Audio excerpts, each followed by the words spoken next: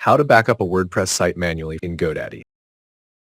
So let's start the video tutorial. Once we log into GoDaddy hosting account, we need to go to the My Products page. And in this page, we need to scroll down to the web hosting section and click Manage button.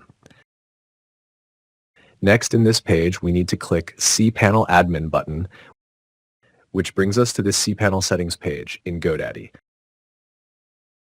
On the cPanel dashboard, scroll down and click on the WordPress section under Applications.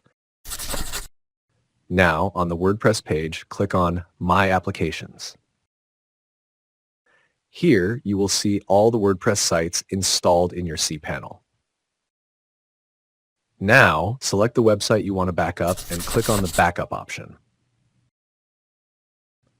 On the Backup page, choose the first option to create a backup directly on your hosting server. Next, you can enter a suitable name or label for your backup so it's easy to identify later. Once that's done, click on the Backup button. Now the backup process will start. It may take a few minutes depending on the size of your website. And that's it. Your WordPress site has been successfully backed up manually in GoDaddy.